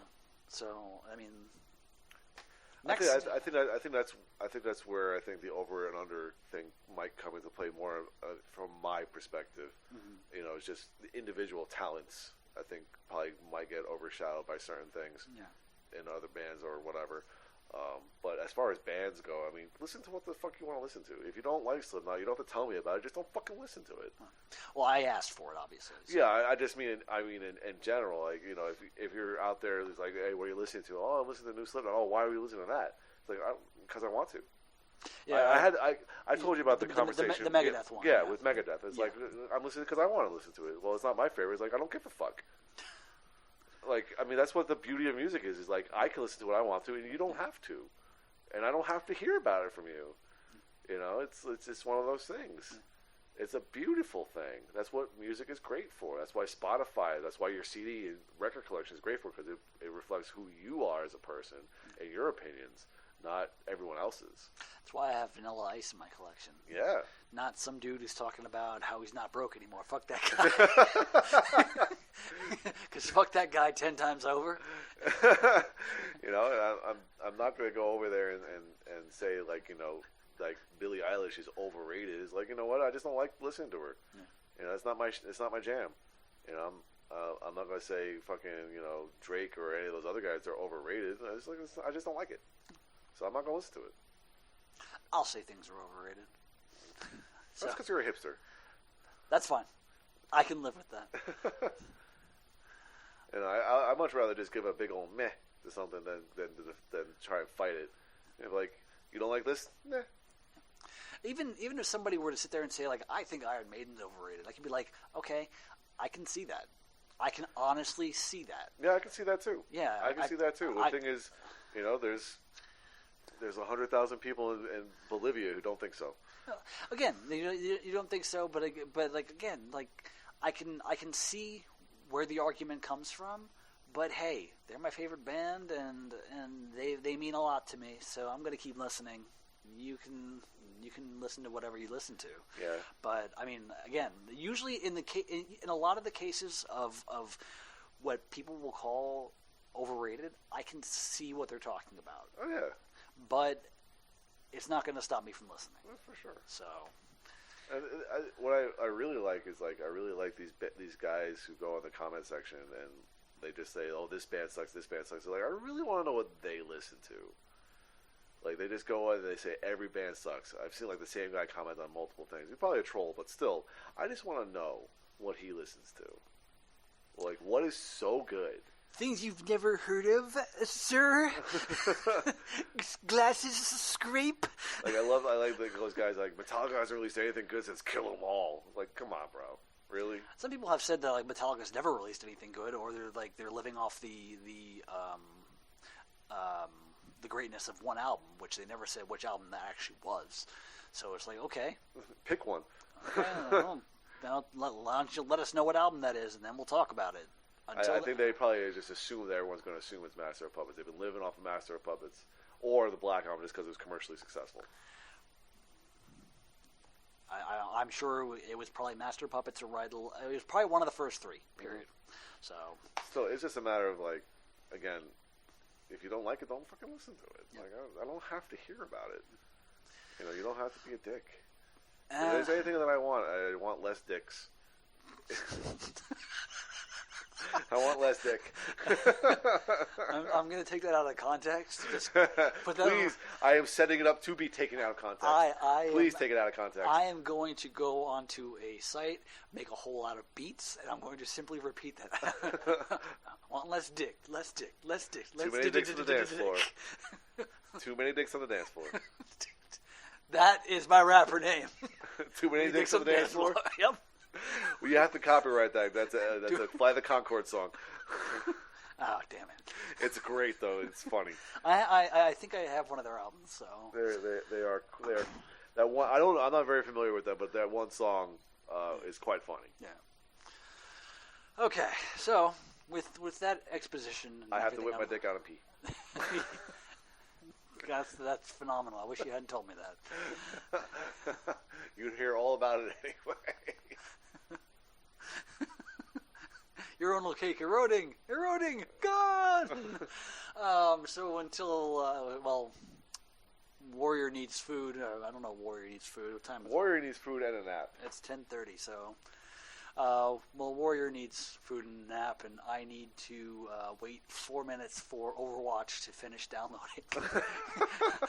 I've been trying to kill a lot of time so this could fucking download, because I'm sitting here and we're doing the podcast, and it's downloading one of the updates, because I'm not even going to get into it. I'm just going to tell you that basically gaming now is pretty much update city. It's waiting to it's basically waiting to play a game. Like, you're in a queue to play a fucking game at this point.